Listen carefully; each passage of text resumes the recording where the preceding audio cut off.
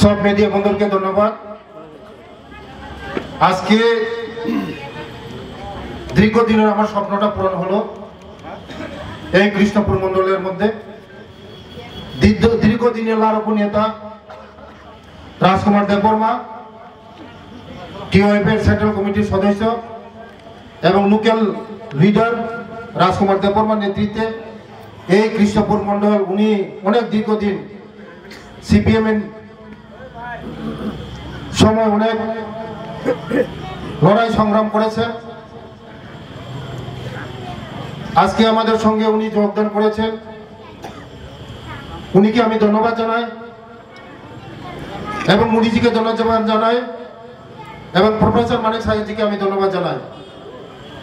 দীর্ঘদিনের লারকু নেতা আজকে আমাদের সঙ্গে এসেছেন।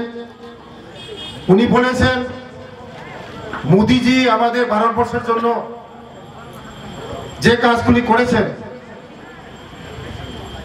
উনি দেখে মোদিজির যে কাজকর্মগুলি দেখে উনি সন্তুষ্ট হয়েছেন।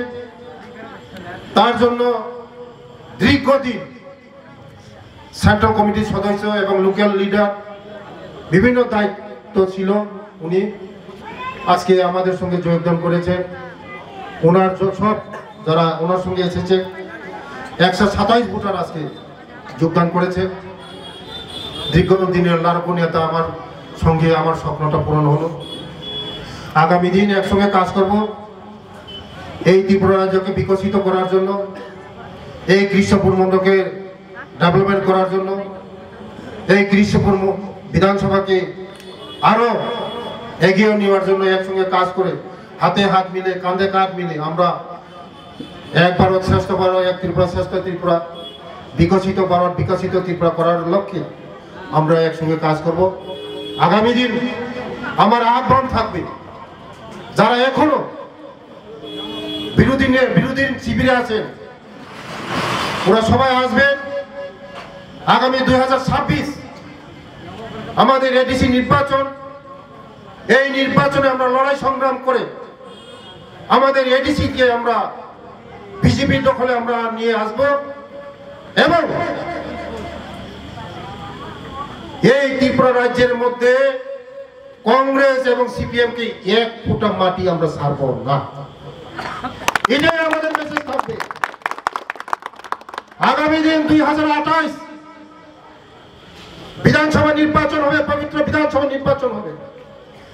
এই বিধানসভা নির্বাচনে আমি চ্যালেঞ্জ করে বলছি, একটা সিট পাবে না কংগ্রেস এবং সিপিএম, জিরো করে ছাড়বো। আমি বিকাশ বলছি, চ্যালেঞ্জ করে বলছি, জিরো করে ছাড়বো। শুনে রাখুন বর্মনজি, শুনে রাখুন, একটা সিট পাবেন না আপনারা আগামী 2028।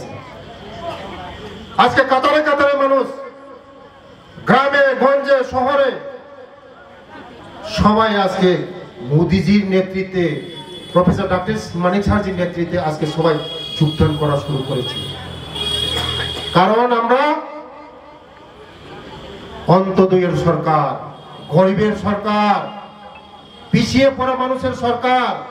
সাংবাদিক বন্ধুকে বলছি, আজকে আমি সিপিআইএম ছেড়ে ভারতীয় জনতা পার্টিতে আমি যোগদান করেছি।